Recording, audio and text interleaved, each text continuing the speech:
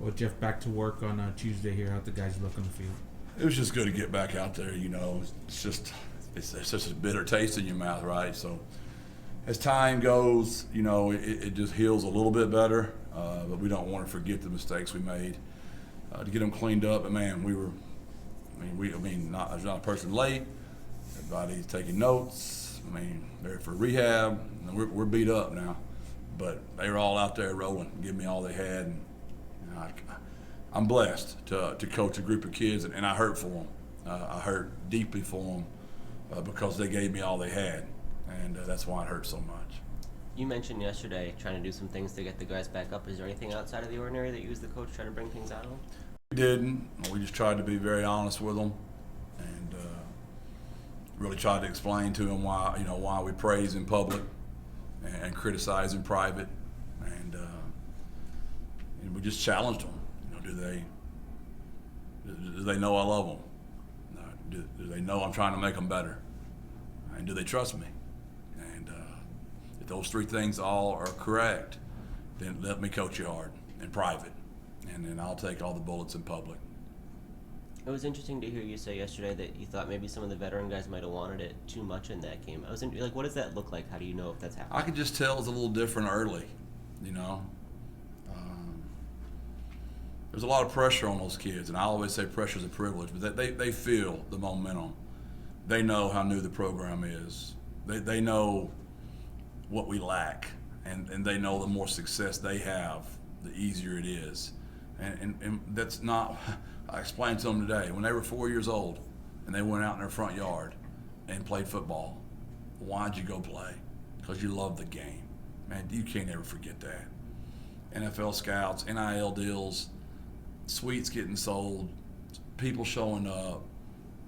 You play the game because you love the game, and leave it there. And the moment it's not like that, it gets yucky. And it worked out great that the culture pillar this week is selfless. Couldn't have been a better time for culture pillar talk.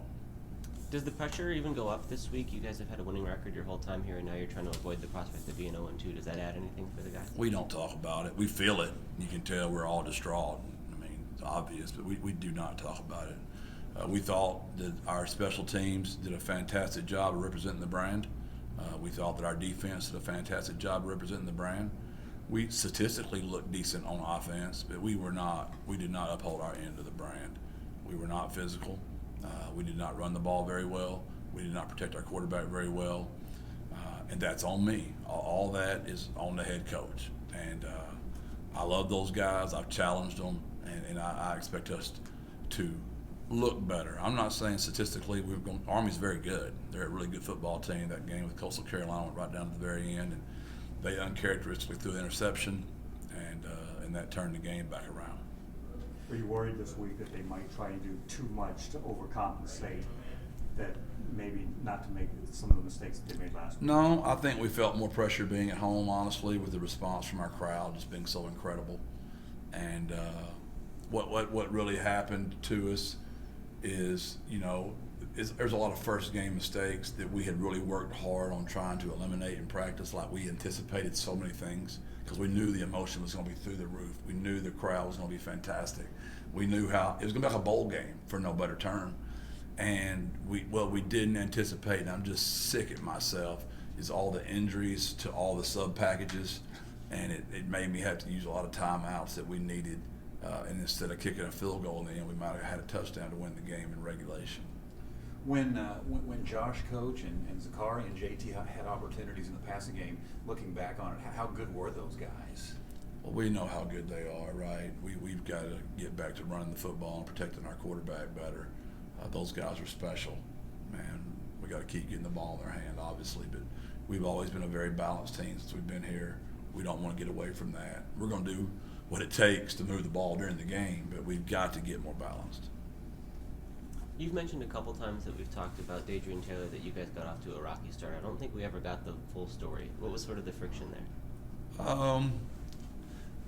It's just a situation. He just wanted something. I didn't let him have it, and he kind of took me to task on Twitter, I think is what it was. And he's been fantastic ever since. And I just don't think he trusted me in the beginning, which a lot of these guys did, and I understand that. But he's my guy now. I mean, he's unbelievable, man. He's a joy to watch. And when he went down, that would make me. They all make me sick when they're down, but for him to be down really scared me. Was there a turning point, or how'd you get him back in your corner? I don't know. It's just something you probably have to ask him. Kept coaching him hard, pouring into him, and I eventually think he just decided I wasn't going to go away, I guess. I was going to love him through it. How about the process of preparing for Army? What's that been like? You know, they're really good at what they do, man. Defensively, they're physical as heck. They run to the ball, they strike you. Coastal's really good. And offensively, that fullback, you know, this is a heck of a stat. He's never had a negative play in his career. He's carried a ton. 21's really good, and that tight end 88 is very physical, and that offensive line is just so physical. Quarterback's elusive. Yeah, what a fun one to get ready for. Is it like discipline times 10, Coach, when it comes to kind of being where you need to be against their offense and their run game? I think it's similar in a way that both teams are coming off tough losses to really good teams, and both teams pride themselves on out-efforting the other team. And they're going to have their own juice. They're going to have their crowd, all their cadets there, and we're going to find out if this old triangle will travel in 2022, Saturday around noon. Do you spend a lot of time on them in that offense through fall camp and in the summer just to get a head start, or does that all happen like a normal game plan? You know, we work on all of our teams, you know, sporadically through the spring and the summers.